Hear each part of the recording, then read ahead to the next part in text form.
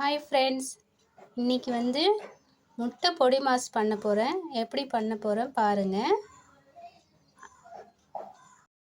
அதுக்கு தேவையானது ஆனியன் 3 ஆனியனை கட் பண்ணி வச்சுருக்கேன். கொஞ்சோண்டு கருவேப்பிலை கட் பண்ணி வச்சுருக்கேன். பச்சை மிளகா கட் பண்ணி வச்சுருக்கேன். சில்லி பவுடர் 1/2 டீஸ்பூன் எடுத்து வச்சுருக்கேன்.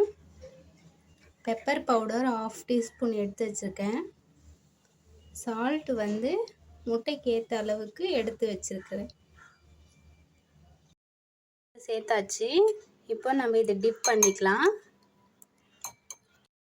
பாருங்கள், வானல் வச்சாச்சு. இப்போ நம்ம இதில் எண்ணெய் சேர்த்துக்கலாம். நான் 2 ஸ்பூன் வர அளவுக்கு எண்ணெய் சேர்த்துருக்கேன். ஆனியனுக்கு ஏற்ற மாதிரி எண்ணெய் சேர்த்துருக்கேன் நான். இப்போ ஆனியன் எண்ணெய் நல்லா காஞ்சிச்சு. ஆனியன் சேர்த்துக்கலாம்.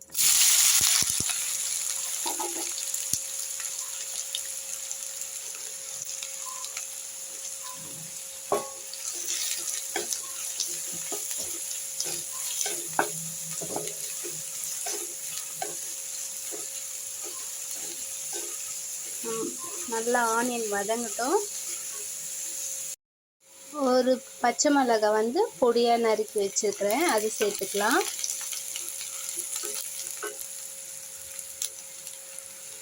அதுக்கப்புறம் கருவேப்பிலை சேர்த்துக்கலாம். நல்லா வெங்காயம் பாருங்கள் ப்ரௌன் கலரில் வதங்கிடுச்சு. சில்லி பவுடர் சேர்த்துக்கலாம்.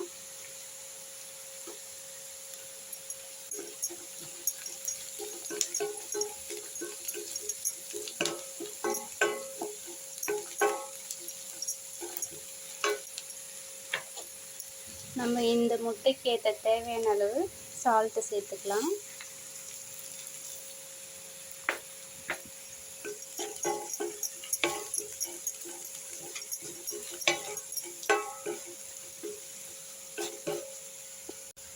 நல்லா டிப் பண்ணி வச்சு முட்டை சேர்த்துக்கலாம்.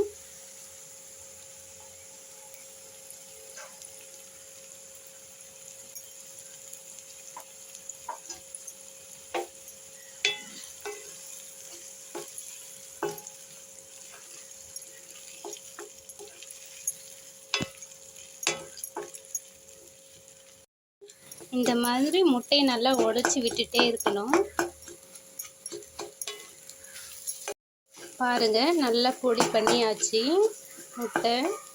இப்போ நம்ம பெப்பர் பவுடர் சேர்த்துக்கலாம்.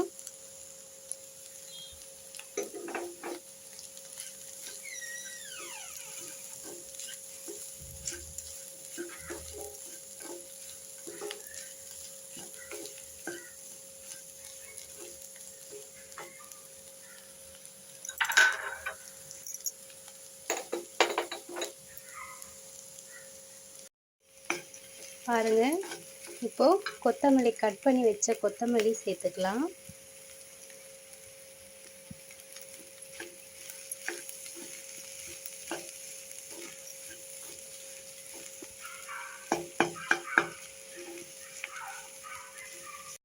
இப்போ அடுப்பு ஆஃப் பண்ணிக்கலாம். முட்டை ரெடி ஆயிடுச்சு பொடி மாஸ்.